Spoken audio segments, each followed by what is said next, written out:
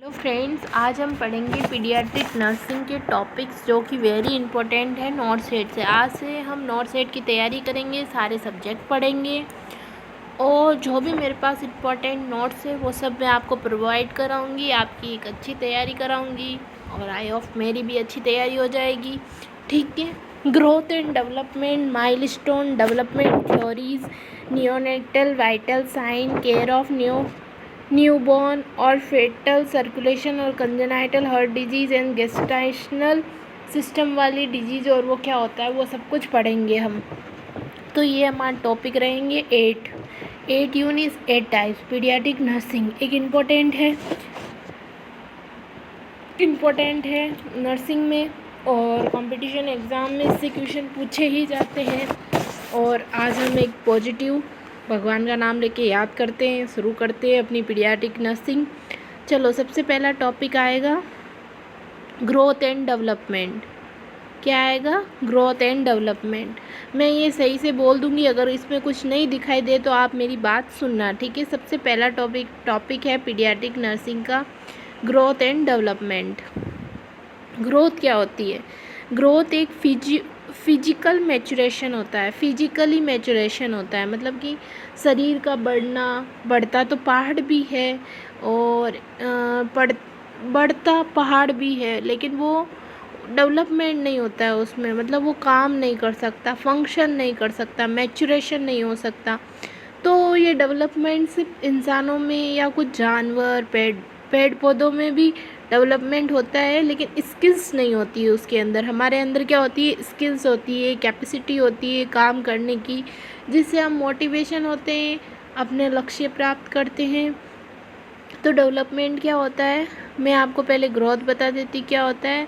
Growth मतलब होता है physical maturation, increase body size and various organ. Body के साइज का बढ़ना और वेरियस ऑर्गन का बढ़ना ग्रोथ होती है। और due to multiplication of cells, increase cellular substance and quantitative changes. इसमें क्या होता है? देखो, फिजिकल मैचुरेशन होता है ग्रोथ में, और इसमें क्या होता है? इंक्रीज होती है body size and various organs में। और due to multiplications of cell and increase intracellular substance. और क्या होता है? क्वांटिटेटिव चेंजेस होते हैं। जबकि डेवलपमेंट में क्या होता है? ये फंक्शनल और फिजियोलॉजिकल मैचुरेशन है। इसमें क्या होता है? उसमें बॉडी साइज इंक्रीज़ होती है और वेरियस ऑर्गन इंक्रीज़ होते हैं। इसमें क्या होता है? स्किल्स बढ़ती है इंसान की डेवलपमेंट में, और उसकी जो कैपेसिटी होती है फंक्शन करने की, जैसे कि अब हमारे सर है या मैम है, उन्होंने हमें बोला है कि 18 घंटे पढ़ना है या 16 घंटे पढ़ना है, लेकिन अब हमारी इतनी कैपेसिटी नहीं है। तो ये गलत बात, हमारी इतनी कैपेसिटी होनी चाहिए, क्योंकि हम इंसान हैं, इंसानों के पास एक भगवान ने बहुत अच्छा ब्रेन दिया है और उस वजह से हम कुछ भी कर सकते हैं। तो हमारी कैपेसिटी होनी चाहिए। हम यहाँ धरती पे आए हैं तो कुछ ना कुछ करने के लिए आए हैं, तो हमारी कैपेसिटी और स्किल्स बहुत ज़्यादा होनी चाहिए, ठीक है। और फिर क्या था इसमें साइन का मतलब सेल का मैचुरेशन और इंक्रीज़ होना इंट्रासेलुलर और सबस्टेंस का। इसमें क्या है? Due to maturation and myelination of the centre या नर्वस सिस्टम या सेंटर नर्वस सिस्टम का। इसमें क्या होता है? मैचुरेशन होता है और माइलेशन होता है नर्वस सिस्टम का या सेंटर नर्वस सिस्टम। और इसमें क्या है? क्वांटिटेटिव चेंजेस होते हैं, उसमें क्वालिटी बढ़ती है। क्वालिटी कैसे? जैसे कि हम तैयारी कर रहे हैं नोट सेट की, तो हमारी क्वालिटी कैसे बढ़ेगी?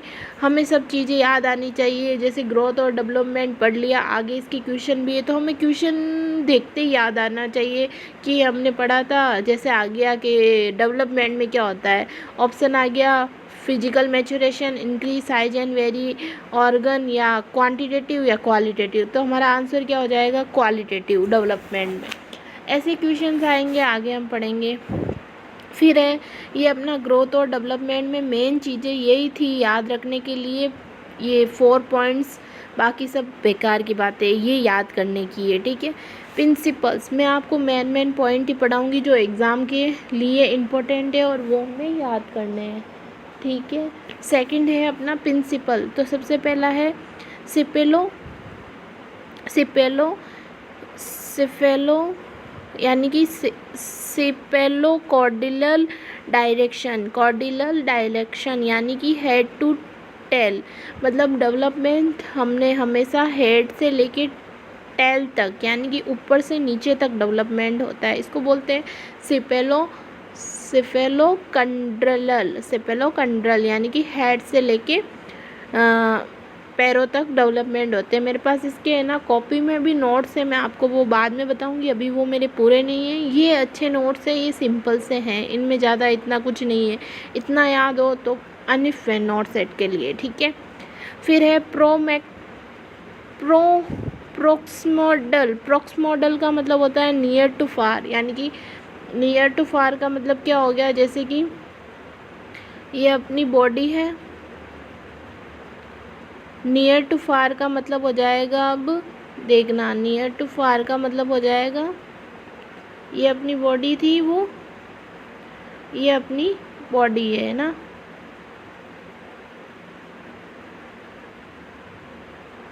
ये अपनी बॉडी है ना। तो नियर टू फार का मतलब होता है ऐसे जाना, नियर टू फार ऐसे अपनी बॉडी का ग्रोथ होता है, ना कि ऐसे।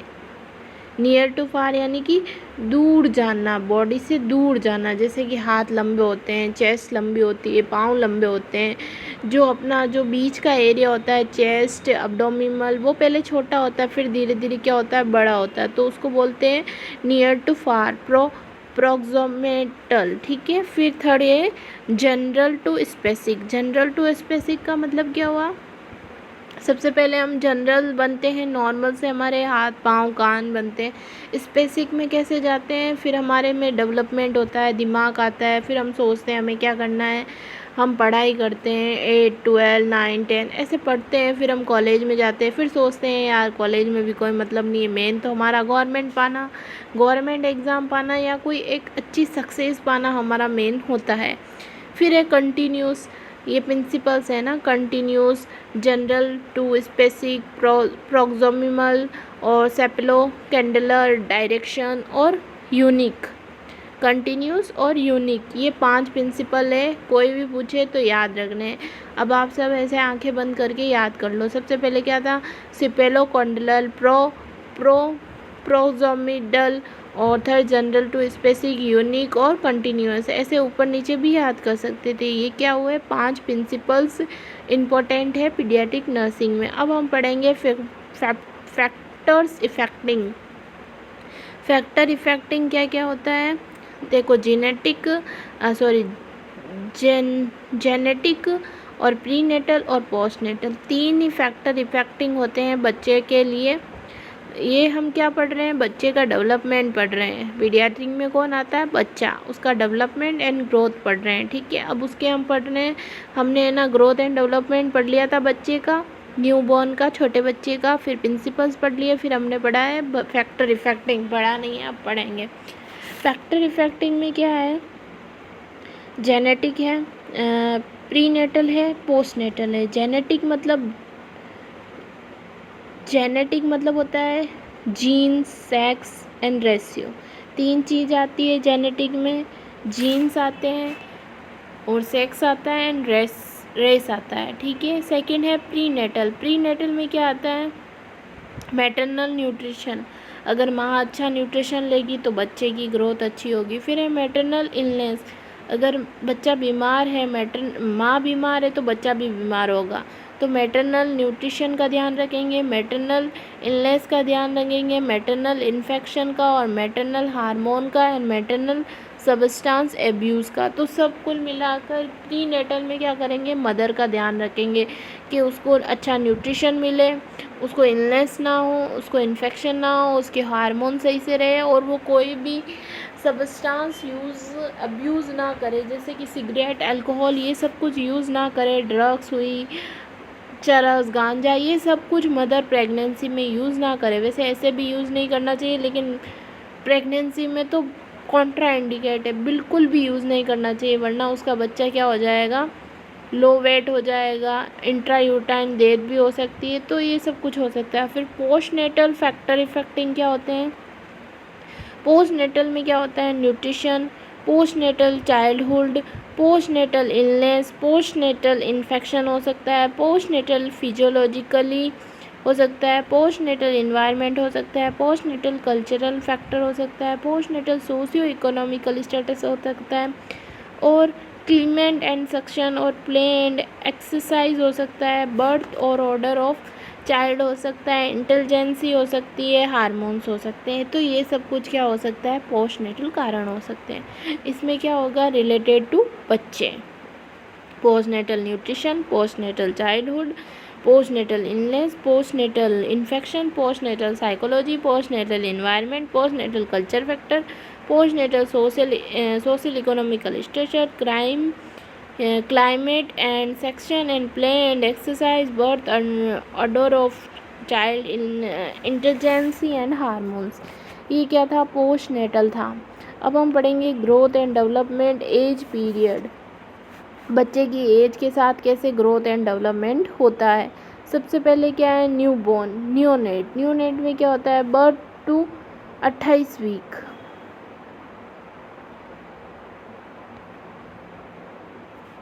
तो सबसे पहले क्या है, growth and development age period. Growth and development क्या है, एज पीरियड। इसमें क्या होता है, ग्रोथ एंड डेवलपमेंट क्या है, एज पीरियड में क्या पढ़ेंगे हम। सबसे पहले है न्यू बॉर्न या न्यूनेट। न्यू बॉर्न बोल सकते हैं या न्यूनेट बोल सकते हैं, एक ही बात है, याद रखना, न्यू बॉर्न या न्यूनेट। तो जो बच्चा बर्थ होता है ना, वो 28 डे का होता है, उसको हम बोलते हैं न्यूनेट या न्यू बॉर्न। मैंने क्या बोला है कि कोई बच्चा है ना 28 वीक का होता है, उसको हम क्या बोलते हैं, न्यूनेट या न्यू बॉर्न बोलते हैं, याद रह जाएगा। जो बच्चा 28 वीक का होता है उसको न्यू बॉर्न या न्यूनेट बोलते हैं। अर्ली न्यूनेट किसको बोलेंगे या न्यू बॉर्न किसको बोलेंगे, जो 1 से 7 दिन का होगा, याद रहेगा। 1 से यानी कि फर्स्ट वीक के बच्चे को हम क्या बोलेंगे, 0 से याद मत रखना, फर्स्ट वीक जन्मा उस दिन से 1 से 7 वीक के बच्चे को हम क्या बोलेंगे, 1 वीक बोल सकते हैं इसको, या 1 से 7 डे बोल सकते हैं, जिसको हम बोलते हैं अर्ली न्यूनेट या अर्ली न्यू बॉर्न। और लेट न्यू बॉर्न या न्यूनेट किसको बोलेंगे, 8 से लेके, अब 7 तक तो वो हो गया, तो 8 से लेके 28 दिन, यानी कि उस महीने के 28 दिन, फरवरी से याद रख लेना इसको, फरवरी में जन्मा होगा बच्चा तो 28 दिन ऐसे याद कर लेना। अर्ली और लेट पता चल गया, 1 से 7 डेज और 8 से 28, या 8 पीछे ऐसे याद कर सकते हो। फिर क्या है, इन्फेंट।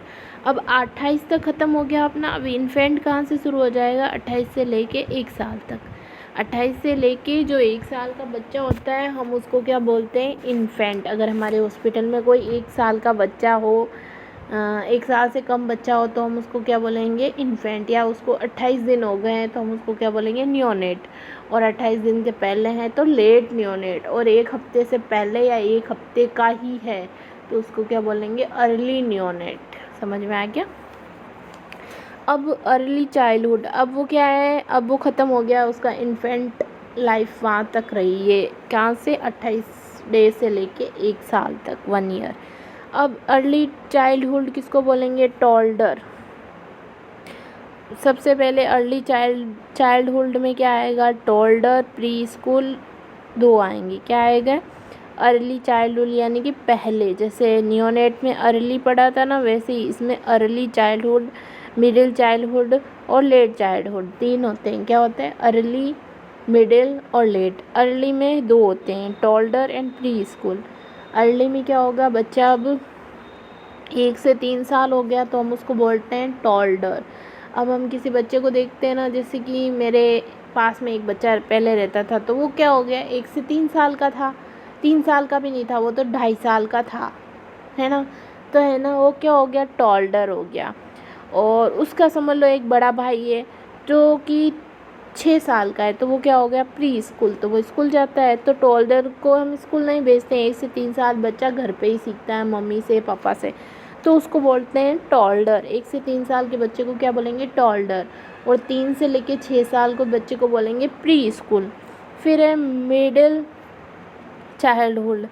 मिडिल चाइल्डहुड का क्या मतलब हुआ, स्कूल एज हो जाएगी उसकी, स्कूल एज वाले चाइल्ड को बोलते हैं मिडिल चाइल्डहुड। अर्ली हो गया उसमें टॉल्डर और प्री स्कूल हो गया। मिडिल चाइल्डहुड वाले को क्या बोलेंगे, स्कूल एज होगा उसमें 6 टू लेके 12 ईयर, क्या होगा 6 टू 12 ईयर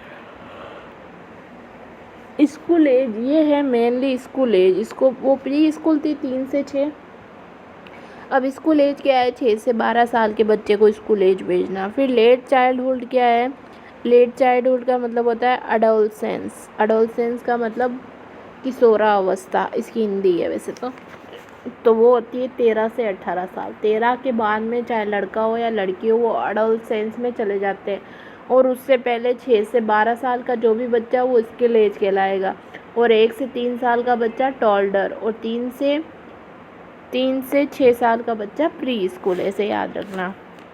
ये अपना ग्रोथ एंड डेवलपमेंट एज के आधार पर ख़त्म हुआ है यहाँ पे। अब देखो वापस यहाँ पे पास में क्या लिखा हुआ है, ग्रोथ असेसमेंट क्या है, anthropometric measurement and the study of velocity of physical growth. ये क्या है, anthropometric measurement and the study of velocity of physical growth. Anthropometrical measurement and the study of velocity of physical growth. अब क्या है ये physical growth, बच्चे की क्या है फिजिकल ग्रोथ कैसे होती है, कितना वेट होता है, क्या है नॉर्मल, वो पढ़ेंगे हम सब चीज़ें। ये नॉर्मल क्या क्या होती है एक बच्चे में वो हम पढ़ेंगे। जब बच्चा जन्म ले तो उसका वेट कितना होना चाहिए, 2.5 किलो से 3.5 किलो, 2.5 से 2.5 किलो, यानी कि 2.5 से 3.5 उसका वेट होना चाहिए एक हेल्दी न्यूबॉर्न का। ठीक है। फिर लेंथ क्या होनी चाहिए उसकी, 45 से 50 सेंटीमीटर, यानी कि 18 से 20 इंच उसकी लेंथ होनी चाहिए। लेंथ मतलब लंबाई। बच्चे को हम खड़ा करके नहीं नाप सकते, खड़ा करके नाप सकते हैं, जैसे कि आज मेरी आपकी किसी की भी हमें लेंथ नापनी है तो उसको खड़ा करके नाप सकते हैं, तो उसको बोलते हैं हाइट। और बच्चा खड़ा नहीं हो सकता है, जन्मता है तब, तो उसको सुला के उसकी जो मेजरमेंट करते हैं तो उसको लेंथ बोलते हैं। ठीक है। वो कितनी होती है, 45 से 50 सेंटीमीटर, 18 से 20 इंच होती है। फिर है हेड सर्कमफ्रेंस। हेड सर्कमफ्रेंस कितना होना चाहिए बच्चा का, देखो लेंथ हो गई 50 सेंटीमीटर, 45 से 50 सेंटीमीटर एक बच्चे की लेंथ होनी चाहिए। फिर हेड यानी कि सिर का वो क्या बोलते हैं सर्कमफ्रेंस कितना होना चाहिए, तो 33 से 45। इसको याद ही करना पड़ेगा। इसका क्या है, आप ये सब कुछ लिख के और चिपका सकते हैं बोर्ड पे। ठीक है। 33 से 35 सेंटीमीटर या 34 सेंटीमीटर। फिर है चेस्ट सर्कमफ्रेंस, 30 से 36 सेंटीमीटर, 2 से 3 सेंटीमीटर लेस देन हेड सर्कम्स। इसमें क्या होता है, लेस हो जाता है, इसमें क्या होता है लेस हो जाता है किससे, हेड सर्कम से 2 से 3 सेंटीमीटर लेस हो जाता है हेड से चेस्ट सर्कमफ्रेंस। उसमें क्या था 30 से 35 सेंटीमीटर है ना। इसमें क्या हो जाता है 30 से 33 सेंटीमीटर होता है हेड सर्कमफ्रेंस, यानी कि वो 30 से 35 था तो ये 30 से 33 से 2 से 3 सेंटीमीटर क्या हो गया, लेस देन हो गया हेड सर्कम से। ठीक है। अब है upper segment to lower segment ratio, upper body और लोअर बॉडी। तो अपर बॉडी क्या होती है, पहले ज़्यादा होती है, पाँव तो कितने होते हैं, छोटे छोटे होते हैं बच्चे के, और उसका ऊपर वाला पॉज कितना होता है, ज़्यादा होता है। लेकिन जब वो अडल्ट होता है या अडल्ट सेंस होने लग जाता है, जैसे जैसे एज बढ़ती है टॉल्डर के बाद में उसका लोअर सिगमेंट बढ़ने लग जाता है, लेकिन बच्चे का क्या होता है अपर सिगमेंट ज़्यादा होता है। तो 1.7:1 याद रखना। ठीक है। फिर है अब्डोमिनल सर्कमफ्रेंस। अब्डोमिनल सरकमफ्रेंस कितना होता है 31 से 33 सेंटीमीटर। कितना होता है 31 से 33 सेंटीमीटर। 31 से 33 सेंटीमीटर होता है अब्डोमिनल सरकमफ्रेंस। फिर है mid arm circumference. Mid arm किसको बोलेंगे, जो बच्चे का हाथ होता है ना, ऊपर वाला जो एरिया होता है ना बच्चे का, समझ लो ये एक बच्चा है क्यूट सा, ये एक बच्चा है और ये इसके हाथ है। तो यहाँ से जो लेंगे ना उसको बोलते हैं मिड सरकमफ्रेंस। तो वो कितनी होती है 11.5 से लेके 13.5। कितनी होती है 11.5 से लेके 13.5 सेंटीमीटर। मिड आर्म सरकमफ्रेंस कितनी होती है 11.5 से लेके 13.5 सेंटीमीटर। फिर है total lungs capacity. Total lungs capacity कितनी होती है बच्चे की 150 ml। और उसमें आरबीसी कितनी होती हैं, आरबीसी काउंट कितना होता है बच्चे में 6 से लेके 8 मिलियन। कितना होता है 6 से लेके 8 मिलियन होता है। और डब्ल्यूबीसी कितनी होती है 10,000 से लेके 17,000 होती है, ठीक है। और प्लेटलेट्स 3 पॉइंट से लेके 5 लाख तक होती है। और फिर है रेटिकुलोसाइट। रेटिकुलोसाइट कितने होते हैं 50 सेल से लेके 2 से 6% इन चिल्ड्रन होते हैं।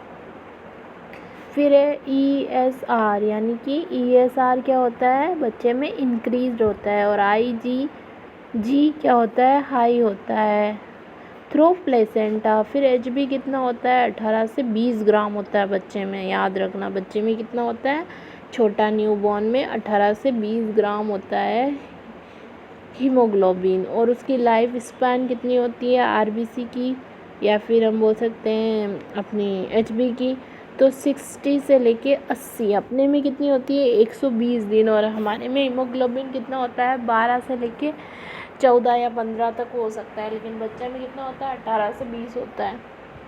और आरबीसी हमारे में 120 दिन जिंदा रहती है, लेकिन बच्चे में कितनी 60 से 80 दिन ही रहती है। और ब्लड फ्लो कितना होता है 80 ml पर kg।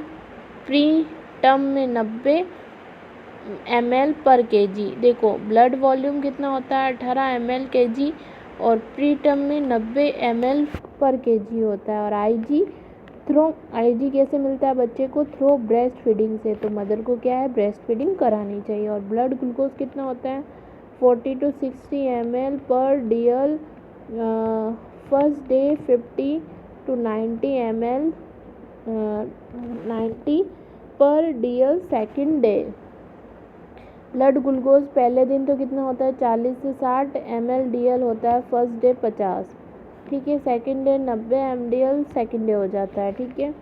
बॉडी टेम्परेचर कितना होता है वही 36.5 सेल्सियस से लेके 37.5 सेल्सियस होता है बॉडी टेम्परेचर। हार्ट रेट कितनी होती है 120 से लेके 160 BPM होती है। रिस्पायरेटरी रेट कितनी होती है 30 से 60 ब्रीथ मिनट होती है। स्ट्रोक वॉल्यूम कितना होता है 2 से 3 ml kg होता है। कार्डियक आउटपुट कितना होता है 200 से 300 ml kg होता है। टोटल मसल्स कितनी होती है 639 अडल्ट में होती है, और बच्चे में 650 होती है। टोटल मसल्स कितनी होती है अडल्ट में 639, यानी कि 639 अडल्ट में मसल्स होती है, और बच्चे में 650। जैसे जैसे बड़ा होता है वो मसल्स लॉस हो जाती है, ये फिर 639 हो जाती है। फिर है ब्लड प्रेशर। ब्लड प्रेशर कितना होता है बच्चे का होता है 60 से लेके 80, 60 से लेके 80 या 25 से लेके 40 mmG, यानी कि 60-40, यानी कि बच्चे का ब्लड प्रेशर क्या होता है कम होता है 60 से 40, ठीक है। और बोन्स कितनी होती है 280 से लेके 300। बच्चे में कितनी बोन हो सकती है 300 बोन या 280 बोन हो सकती है। तो ये क्या हो गया अपना ग्रोथ असेसमेंट ख़त्म हो गया। अब हम क्या पढ़ेंगे रिफ्लेक्सेस। क्या पढ़ेंगे? रिफ्लेक्सेस। अब एक छोटा बच्चा होता है ना, तो उसमें क्या होता है? रिफ्लेक्सेस होते हैं। रिफ्लेक्सेस जानते होंगे आप, मतलब कि बच्चा है ना हर चीज़ में रिफ्लेक्स दिखाता है। देखो हम पढ़ते हैं क्या क्या होता है। डेवलपमेंट असेसमेंट, सबसे पहले क्या है? Development assessment. पहला है रिफ्लेक्स माइलस्टोन डेवलपमेंट थ्योरीज। देखो रिफ्लेक्सेस होता है बच्चे में, माइलस्टोन्स होते हैं और डेवलपमेंट थ्योरियाँ होती है। डेवलपमेंट थ्योरीज ये है ना साइंटिस्ट ने दी है बच्चे के लिए। सबसे पहले है reflex. Reflex are always involuntary. Reflex क्या होता है? ऑलवेज क्या होते हैं? इनवॉलेंट्री। ये अपने हाथ में नहीं होता है। जो छोटा बच्चा होता है ना, उसके मुंह में हम अंगुली डालते हैं ना, तो वो सक करने लग जाता है, तो वो उसके कंट्रोल में नहीं है। तो ये क्या हो गया? अनवॉलेंट्री, यानी कि अपने कंट्रोल में नहीं होता है। तो ऑलवेज कितने जो भी रिफ्लेक्स होंगे वो क्या होंगे? इनवॉलेंट्री होंगे। It is in it is an involuntary act which occurring in the response of any external stimuli। ये क्या होते हैं? इनवॉलेंट्री होते हैं। और क्या होते हैं? इनवॉलेंट्री होते हैं और क्या करते हैं? जो भी एक्सटर्नल इन्वायरमेंट होता है या फिर जो भी हम which occurring in response of any external stimuli, जो भी एक्सटर्नल स्टिमुलाई देते हैं हम बच्चे को, तो वो क्या करता है? उसका रिस्पॉन्स करता है। फिर क्या है? Primitive reflex and protective reflex. Primitive यानी कि प्रीमेटिव एंड प्रोटेक्टिव रिफ्लेक्स। जो रिफ्लेक्स होते हैं वो बच्चों को प्रोटेक्ट करने के लिए होते हैं। ये सब रिफ्लेक्स किसने बनाए होंगे? ये सब बनाया है गॉड, भगवान ने बनाए हैं। तो primitive reflex and protective reflex are two type of automatic होते हैं, इनवॉलेंट्री होते हैं। Response exhibited by the nervous system. ये क्या होता है? एक्सबिटेड बाय होते हैं नर्वस सिस्टम, दिमाग के द्वारा होते हैं। दिमाग ने बनाया, और दिमाग किसने बनाया? भगवान ने। तो अनवॉचली सब कुछ किसने बनाया? भगवान ने। ठीक है। Primitive reflex and protective reflex are क्या है? टू टाइप से automatic involuntary response exhibited by the nervous system। Here are the key difference between their two type of reflex।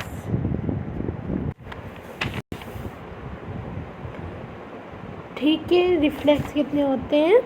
To type के। Primitive reflex and protective reflex are two types, यानी कि automatic होते हैं, involuntary होते हैं, response activities by the nervous system। Here are the key difference between the two types of reflex। अब इन दोनों reflex में हम क्या पढ़ेंगे? अंतर पढ़ेंगे। पहला है प्रीमेटिव रिफ्लेक्स। प्रीमेटिव रिफ्लेक्स क्या होता है? Primitive reflex are the typically present in infant. Primitive reflex are क्या है? Typically present in primitive reflex are typically present in infant. ये जो किस में प्रेजेंट होता है? Infant. And are the consistent early automatic response that emerge during the early stage of neuron development। early stage of neurodevelopment there are often observed in the first few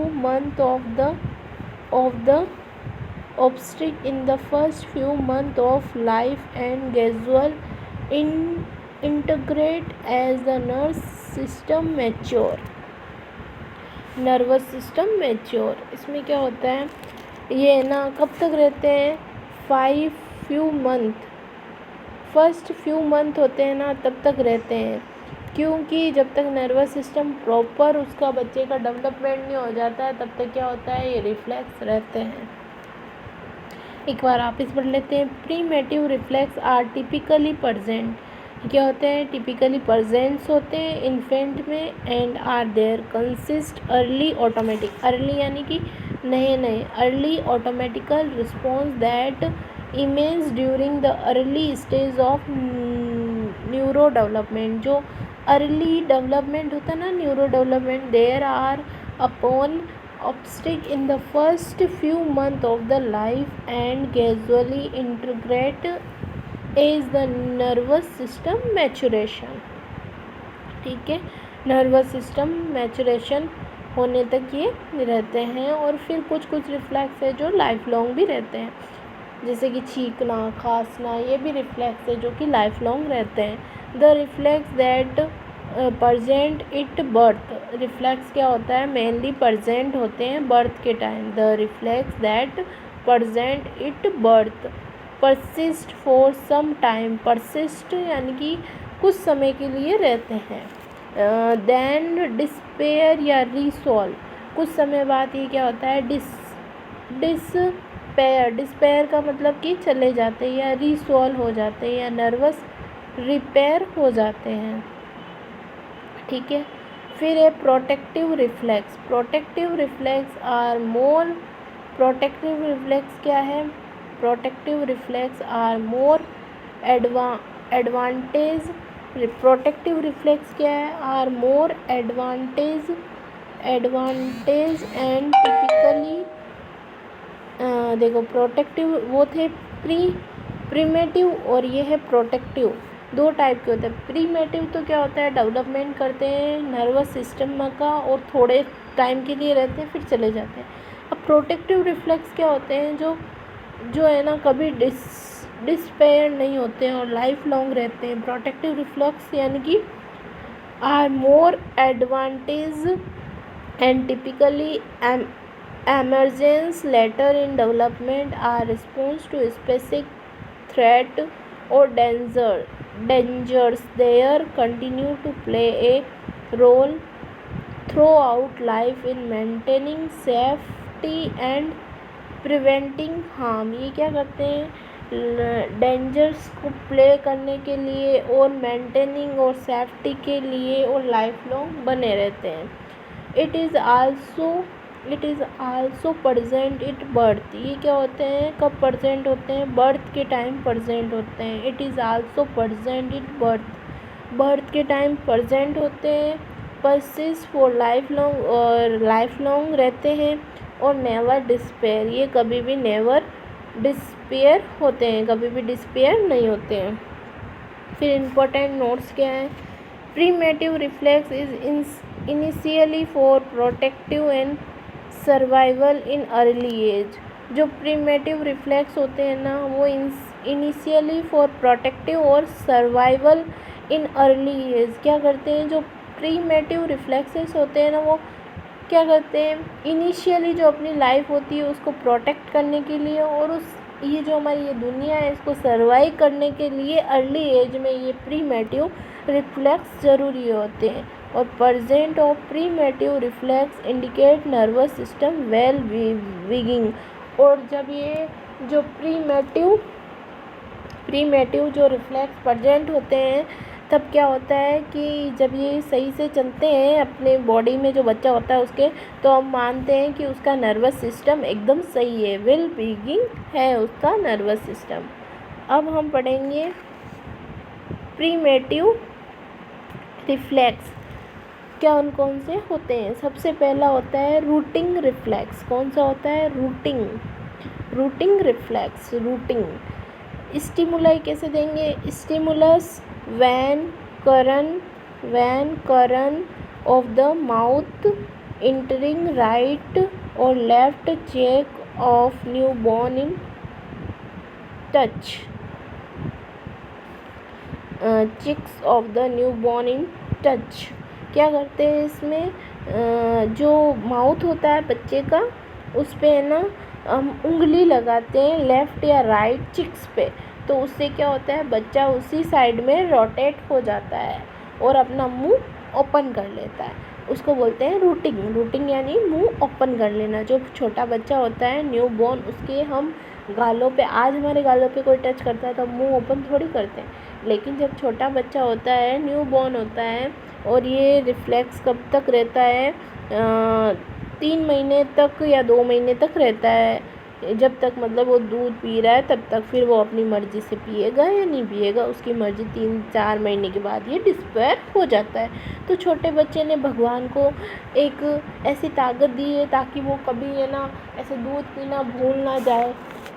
routing reflex, जैसे कि है ना उसके है ना गालों पे हमने हाथ लगाया तो उसने अपना क्या है मुंह खोल दिया, और जिधर हमने हाथ लगाया उधर उसने अपना जो फेस है कर लिया। किस लिए किया ये सब कुछ उसने?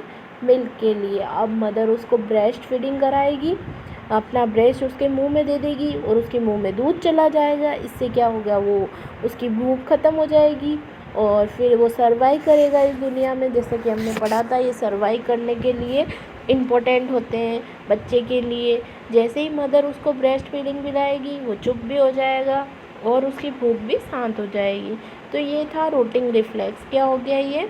राइट या लेफ़्ट चिक्स पे हम हाथ लगाते हैं तो बच्चा अपना मुंह खोलता है, उसी साइड में अपना मुंह कर लेता है। एक्शन क्या होता है? The new born show head, उसकी साइड में क्या करता है? हेड। और टर्न द टचिंग साइड, और टर्न कर लेता है टचिंग साइड में। एंड माउथ ओपन वाइडली, और माउथ अपना ओपन कर लेता है वाइडली। ठीक है। Note in breast feeding good attachment the required, इसमें क्या होना चाहिए? इसमें ब्रेस्ट फीडिंग होनी चाहिए और गुड अटैचमेंट होना चाहिए इसके अंदर। इन ब्रेस्ट फीडिंग, बच्चे को ब्रेस्ट फीडिंग करवानी चाहिए और गुड अटैचमेंट होना चाहिए मदर के साथ। ये क्या है? ज़रूरी है, रिक्वायरमेंट है। और फिर ये डिस्पेयर कब हो जाता है? 3 से 4 मंथ में क्या हो जाता है? डिस्पेयर हो जाता है।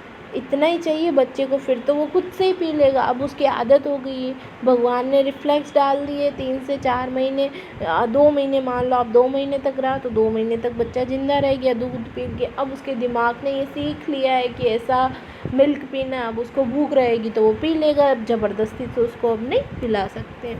तो ये डिस्पेयर कब हो जाएगा? 3 से 4 मंथ के बाद में ये क्या हो जाएगा? डिस्पेयर हो जाएगा। If present indicate damage brain, if absent अगर ये absent हो, जैसे रूटिंग रिफ्लेक्स, किसी बच्चा जन्मा है न्यू बॉर्न, हम उसके गालों पे हाथ लगाएं और वो उधर ना देखे, मुंह ना खोले, तो वो क्या है? absent है। अगर ऐसा हो तो ये हमें इंडिकेट करता है कि उसके दिमाग में कुछ ना कुछ डैमेज है उसका ब्रेन। ठीक है। इफ़ एसिमेट्रिकल नर्वस डैमेज, अब हमें नहीं पता कितना डैमेज है। एसिमेट्रिकल डैमेज नर्व डैमेज है। सात्विक नर्वस क्रेनियल नर्व डैमेज हो सकती है। इसके अंदर क्या हो सकती है? सात्विक क्रेनियल डैमेज हो सकती है। इसमें इम्पोर्टेंट नोट्स क्या हैं?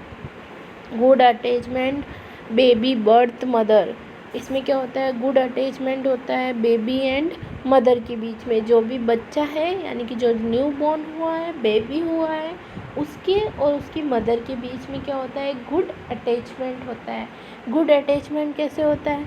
अब वो ऐसे करेगा तो मदर को भी उस पर प्यार आएगा, मदर उसको अपना मिल्क पिलाएगी और बच्चे को भी लगेगा नहीं यार ये मेरी मदर है, ये मुझे दूध पिलाती है, कितनी अच्छी है। तो ऐसे करके दोनों में क्या होगा? एक गुड अटैचमेंट होगा, एक प्यार होगा, एक अच्छा रिलेशनशिप होगा मदर एंड बेबी का। तो गुड अटैचमेंट होगा बेबी एंड विथ मदर। ए मतलब, ए देखो इसमें पॉइंट है ABCD। ए क्या है? Mouth widely open, first sign. सबसे पहले साइन क्या होगा? हम हाथ लगाएंगे बच्चे के तो वो क्या करेगा? अपना मुंह ओपन। देखो क्या होगा अब, जो है ना मुंह, माउथ क्या है? वाइडली ओपन करेगा, ये हमें फर्स्ट साइन मिलेगा। फिर कंप्लीट कवर एल्वियोला, इतना माउथ वो ओपन करेगा कि जिससे ना ब्रेस्ट के ऊपर जो एल्वियोला होती है वो पूरा कवर कर सके बच्चा।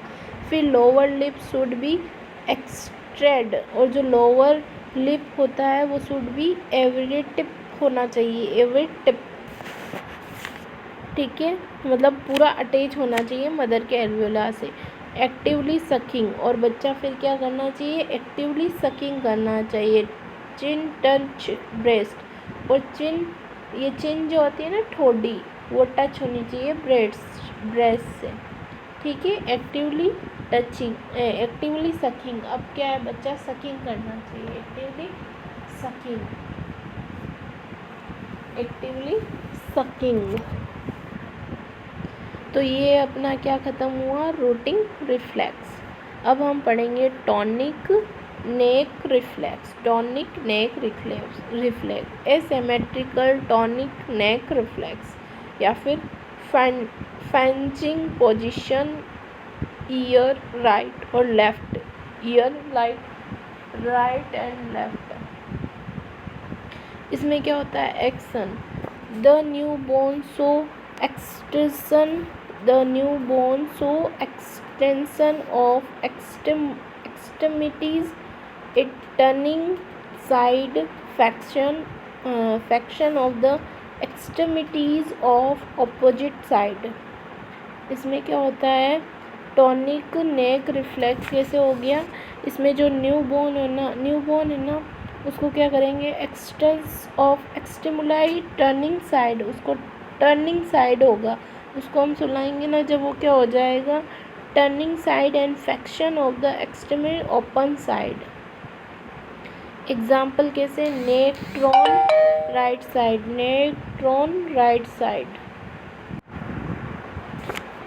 ठीक है, इसमें क्या होगा, अब neck turn right side extremities extension और left side extremities flexion. Right side में तो क्या करेगा, एक्सट्रीमिटीज़ को एक्सटेंड कर लेगा और लेफ़्ट साइड की एक्सट्रीमिटीज़ को क्या करेगा, फ्लेक्शन कर लेगा। मेरे पास रही ना तो आपको रूटिंग और टॉनिंग इन सब की पिक्चर्स भी मैं दिखा दूँगी, है ना। फिर क्या है, एग्ज़ाम्पल हो गए ये। फिर ये भी कब डिस्पेयर हो जाता है, रूटिंग की तरह ये भी 3 से 4 मंथ में डिस्पेयर हो जाता है।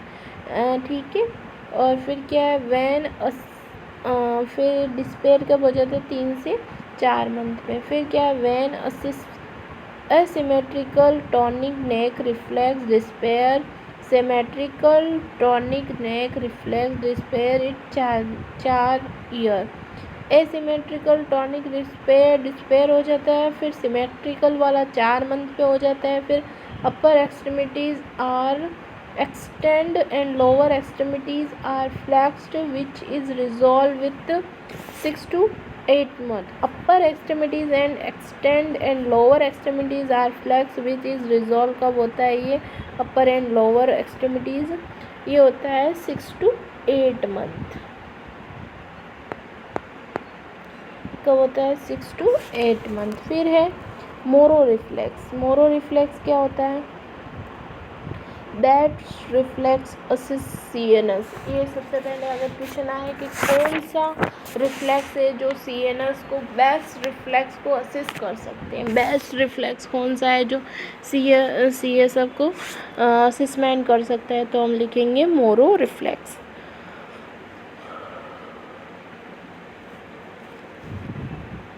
फिर इसमें क्या है, स्टिमुलाई। स्टिमुलाई कैसे देखें, in this the new born hold hand. इसमें क्या होता है, जो न्यू बॉर्न बच्चा है उसको हैंड में होल्ड करना है बाई एग्जामिनर। एग्जामिनर वो करेगा by examiner. One hand support, one hand तो क्या करना है, सपोर्ट द नेक को, और another hand hold body. One hand को तो नेक को सपोर्ट करना है और दूसरे वाले को क्या है, बॉडी को सपोर्ट करना है। और supporting hand of neck suddenly remove, जो भी हमने ना रिमूव, जो नेक पे जो सपोर्ट कर रखा है हाथ का, उसको रिमूव करना है। नेक फिल बैक, फिर क्या है, नेक फेल बैकग्राउंड। फिर क्या होगी, जो नेक होगी वो फिल करेगी बैकग्राउंड में। एक्शन क्या होगा, 3 एक्शन होंगे। क्या होगा, एडेप्शन ऑफ लिम्ब। लिम्ब क्या कर देगा, अडेप्शन कर देगा, यानी कि सी शेप बना लेगा, यानी कि पीछे लेगा। अडेप्शन ऑफ सी शेप ऐसे करेगा बच्चा, अडेप्शन ऑफ सी शेप। और फिर क्या है, एडिक्शन ऑफ लिम्स, और लिम्स क्या कर देगा, वापस एडिक्शन, पहले अडेप्शन करेगा फिर एडिक्शन कर देगा और क्राई करेगा। ये 3 साइन है मोरो रिफ्लेक्स के। अब्सेंट होने पे क्या होता है, वही ब्रेन डैमेज, जैसे कि रूटिंग रिफ्लेक्स अब्सेंट हो तो ब्रेन डैमेज, और मोरो रिफ्लेक्स हो तो भी ब्रेन डैमेज। फिर है standard reflex.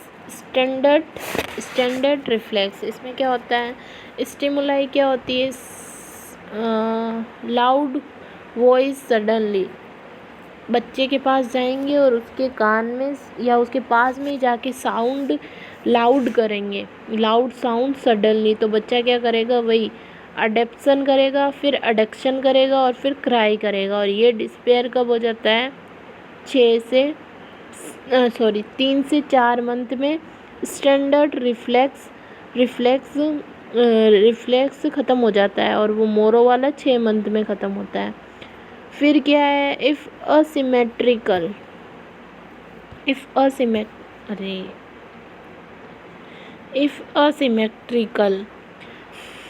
Fracture of humerus and कैलेवन बॉल। एसिमेट्रिकल हो यानी कि थोड़ा बहुत हो आधा ना हो, तो इसका मतलब क्या हो गया, फ्रैक्चर हो गया है ह्यूमरस बोन में और कैल्विक बोन हाथ की बोन में, ठीक है। और ब्रैकियल फ्लेक्स पाल्सी हो सकती है C1 से T1 में, और इड प्लेस और वेटर ट्रिप्स, जिसको हम C5 और C6 बोलते हैं, Erb and palsy waiter tip बोलते हैं, जो कि डैमेज हो जाता है, हाथ ऐसे हो जाता है, वेटर टिप मांगता है ना पीछे करके, वैसे ये क्या होता है 6C6C7 में। फिर एक कम्प्लेक्ट पैरालाइज मतलब C7 C8 और T1 में होना। सप्लाई ट्रिसेप्स बाइसेप और सप्लाई हो जाती है ट्रिसेप एंड बाइसेप में। लोअर हैंड ग्रेपिस प्रेजेंट होते हैं, लोअर हैंड में क्या होता है, ग्रेपिस प्रेजेंट होता है। It is also a birth injury, ये क्या होती है, बर्थ इंजरी की वजह से हो सकता है। Affecting side Moro reflex absent, इसमें इफेक्ट क्या हो जाता है, जो साइड का मोरो रिफ्लेक्स होता है वो अब्सेंट हो जाता है। फिर क्या है, पाल्मर रिफ्लेक्स या grasping reflex, palmar reflex, grasping reflex. Stimuli when the base of the finger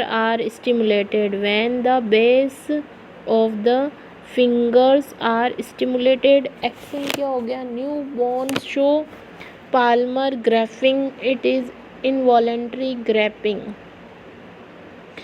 इसमें क्या होता है, पाल्मर रिफ्लेक्स में when the base of the finger, जो बेस होती है फिंगर की, वहाँ पे स्टिमुलाइट देते हैं, बीच में फिंगर के बीच में हम क्या देंगे, स्टिमुलाइट देंगे। एक्शन क्या होगा, the new born show finger grasps, जो भी अब उसके हाथ में हमने चीज़ दी उसको क्या कर लेगा, पकड़ लेगा, ग्रैप्स कर लेगा। और इट इज़ इनवॉलेंट्री ग्रैपिंग, ये क्या होता है, इनवॉलेंट्री ग्रैपिंग होती है। ये भी डिस्पेयर हो जाता है कब, 3 से 4 मंथ पर। फिर होता है प्लांटर रिफ्लेक्स। इसमें क्या होता है, जो बच्चा होता है ना, उसके पाँव के बीच में, जैसे कि इसमें बताया हुआ एग्जामिनर का, उसके बीच में ऐसे अंगुली रखते हैं तो बच्चा ऐसे करता है, और आज हमारे रखे तो हम ऐसे करते हैं, कुछ भी रखे तो बच्चा ऐसे करता है। स्टिमुलाई क्या है, when the base of to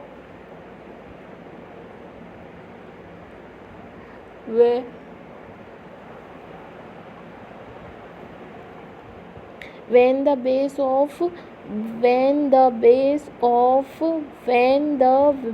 of the toe of sole is stimulated, इसमें क्या होगा, when the base of toe of sole is stimulated, action क्या होगा, new born show plantar flexion, ventricle flexion. और इसमें क्या होगा, 8 मंथ पे ये क्या हो जाएगा, डिस्पेयर हो जाता है।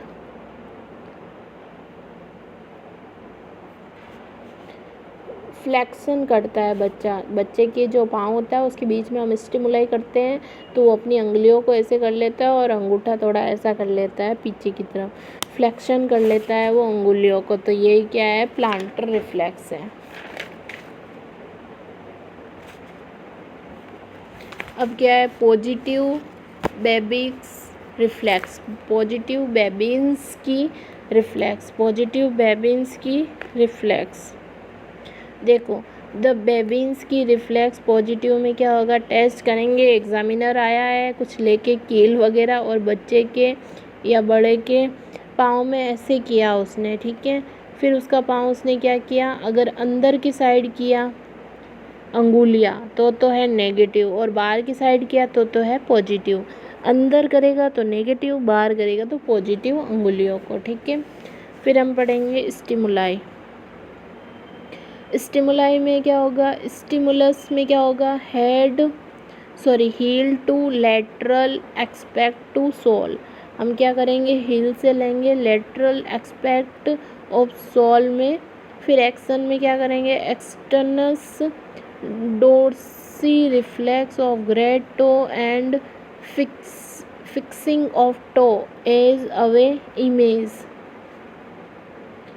Action external dorsiflexion, external dorsiflexion of the great toe and filling of the toe is away image। Despair में क्या हो जाएगा, 1 साल के अंदर ये डिस्पेयर हो जाएगा। आफ्टर 1 वर्ष यानी कि 1 year of the age it is replaced by negative बेंस किस। बाद में क्या हो जाता है, नेगेटिव हो जाता है। पॉजिटिव कैसे होगा, ऊपर होगा तब पॉजिटिव, अंदर जाएगा तब नेगेटिव अंगुलियों का।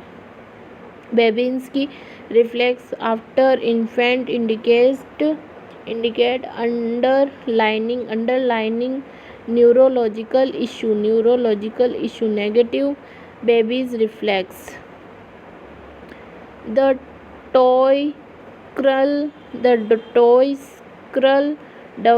डाउनवर्ड। जो टॉय तो है वो क्या हो जाएगा, डाउनवर्ड हो जाएगा। और when the sole of the foot is socked when it is, which is normally for whole life। फिर है, ये हो गया अपना बेबिन्स की रिफ्लेक्स। पॉजिटिव कब होता है, 1 साल तक होता है पॉजिटिव। फिर क्या हो जाता है, नेगेटिव। पॉजिटिव में अंगुलियां बच्चा ऐसे ऊपर करेगा और नेगेटिव में अंदर करेगा। फिर है डांसिंग रिफ्लेक्स। डांसिंग रिफ्लेक्स क्या होता है, स्टेपिंग रिफ्लेक्स भी बोल सकते हैं या डांसिंग रिफ्लेक्स भी बोल सकते हैं इसको।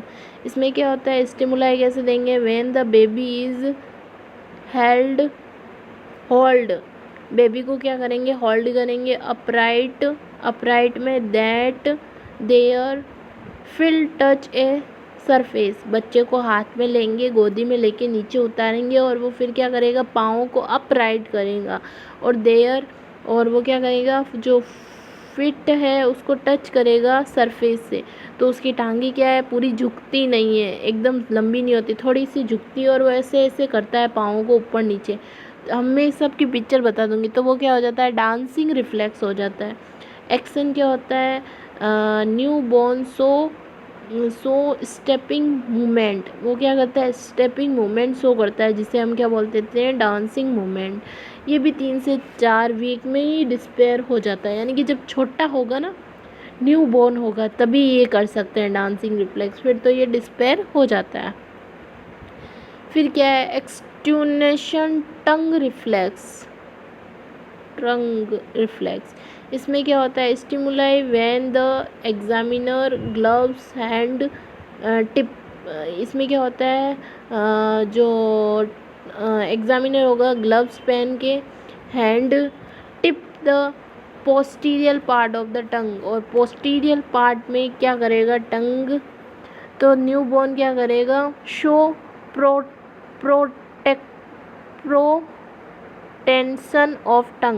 प्रोटेक्शंस ऑफ टंग, यानी कि टंग को ऐसे सकिंग करेगा, ऐसे समझ सकते हो।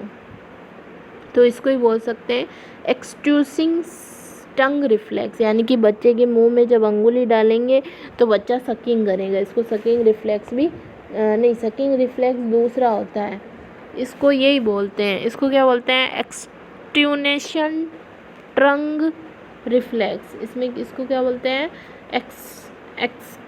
Execution tongue reflex. Stimuli when the examiner gloves hand tip it the posterior part of the tongue. फिर क्या करेगा, एक्शन क्या करेगा, the new born show prostitution of the tongue. फिर डिस्पेयर कब हो जाएगा, 3 से 4 मंथ में।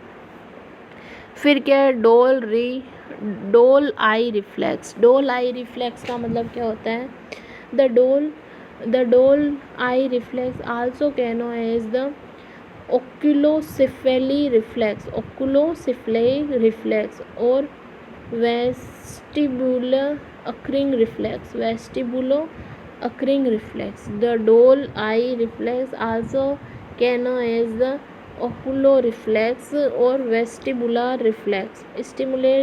स्टिमुलेस कैसे करेंगे, when the newborn is hold, newborn को होल्ड करेंगे in hand and a sudden movement toward the ground, और उसको एकदम से टूवर्ड द ग्राउंड कर देंगे, मतलब थोड़ा सा हाथ को नहीं, उसको ऐसे नीचे करेंगे, हाथ में उठा के बच्चे को थोड़ा सा ऐसे नीचे करेंगे ना, टूवर्ड द ग्राउंड, तो बच्चा क्या करेगा, आई बॉल फ्लेक्शन करेगा, eye ball newborn show eye ball flexion, newborn अपनी आंखों को घुमाएगा, newborn show eye ball flexion, but eye lips movement are present, उसमें आई लीड्स का जो मूवमेंट है वो भी प्रेजेंट रहेगा।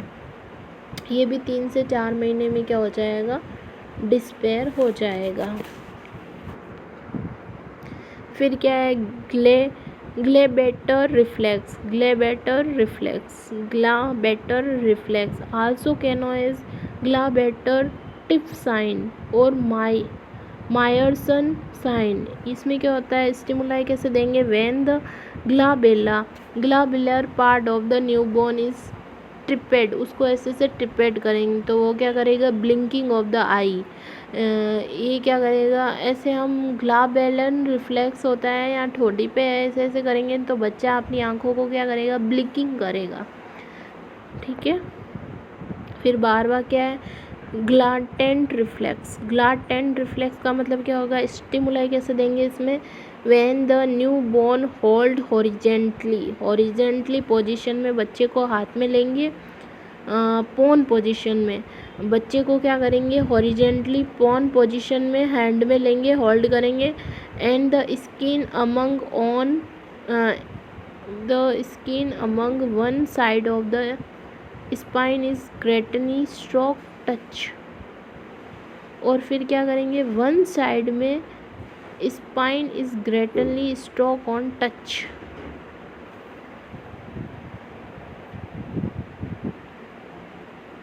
फिर क्या करेंगे, वन साइड में ना, सबसे पहले बच्चे को लिया, उसको होल्ड किया हॉरिजन पोजीशन में और प्रोन पोजीशन में, हाथ में लेके बच्चे को सीधा सुलाना है और उसको उल्टा सुलाना, सीधा सुलाने का मतलब उल्टा सुलाना है हाथ के अंदर। फिर क्या करेंगे, स्किन को है ना along one side of the spinal is Grattan stroke on touch, और जो उसके है उसको टच करेंगे, जो स्पाइनल कॉर्ड होती है ना उसकी गेंटली स्ट्रोक को टच करेंगे। फिर क्या होगा, the normal response is a lateral friction, बच्चा क्या करेगा, फ्लिक्शन करेगा, लेटरल फ्रिक्शन अंदर की तरफ जाएगा, फ्लिक्शन करेगा, फ्रिक्शन होगा ऑफ द ट्रंक को क्या करेगा, fix toward the stimuli side, in other words the baby will curve हो जाएगा their body toward the side that we stroked. बच्चा क्या होगा, ऐसे बच्चे को होल्ड करेंगे ना तो बच्चा एकदम ऐसे क्रव्ड हो जाएगा, मतलब कि फ्लेक्शन करने की कोशिश करेगा, और ये डिस्पेयर कब हो जाता है, ये मैंने अभी जो पढ़ा था, normal response is a lateral flexion of the trunk toward the stimuli side, in other words the baby when curve their body toward the side that is stroke। 3 से 4 मंथ में ही क्या हो जाता है, डिस्पेयर हो जाता है। फिर लेनुडो रिफ्लेक्स, लेनुडो रिफ्लेक्स, इसमें क्या होता है, ये बर्थ के टाइम तो क्या रहता है, अब्सेंट रहता है। जो लेनुडो रिफ्लेक्स है वो क्या है, बर्थ के टाइम तो अब्सेंट रहता है। फिर क्या है, अमरजेंट अराउंड 3 से 4 मंथ ऑफ ईयर, और ये कब अपीयर हो जाता है, 3 से 4 मंथ में आता है ये। और इसको स्टिमुलाई कैसे लेंगे, when the new born hold horizontally in prone position, इसमें भी क्या करेंगे, बच्चे को हाथ में लेंगे और हॉरिजेंटल पोजीशन में सुलाएंगे और प्रोन पोजीशन में सुलाएंगे। फिर बच्चा एक्शन क्या करेगा, the new born so external of neck and leg slightly flexion, वो नेक को तो क्या करेगा, एक्सटेंस कर देगा यानी कि बार कर देगा, और लेग्स को क्या कर देगा, सडनली फ्लेक्स्ड कर देगा। जैसे कि ये कोई बच्चा है, उसको हाथ में लिया है और उल्टा सुलाया है, और फिर उसको स्टिमुलाई कैसे देंगे, स्टिमुलाई देंगे, वो ऐसे सुलाएंगे, उसको स्टिमुलाई दे दी, फिर कुछ नहीं करना है उसमें, तो हमने पीछे हाथ लगाया था तो वो कर्व जैसे हुआ, फ्लेक्शन हुआ। इसमें क्या बच्चा नेक को पीछे करने की कोशिश करेगा और लेग्स को फ्लेक्स करने की कोशिश करेगा, और ये होगा 8 से 12 मंथ में डिस्पेयर। फिर क्या है, parachute reflex, parachute reflex, parachute reflex emergence around 4 to 6 month something 9 month. इसमें ये कब होता है, ये 4 से 6 मंथ या फिर समथिंग 9 मंथ में होता है। Parachute reflex stimuli when in infant is hold upright then suddenly tripped forward as if there were feelings। इसमें क्या होता है, जो न्यू बॉर्न होता है ना, उसको होल्ड करेंगे अपराइट में एंड देन सडनली ट्रिपेड फॉरवर्ड, और उसको सडनली आगे की तरफ फॉरवर्ड करेंगे तो वो क्या हो जाएगा, फीलिंग करेगा। और न्यू बॉर्न क्या करेगा, newborn show extension of extremities for protection of baby persist from whole life, ये क्या होता है, होल लाइफ होता है।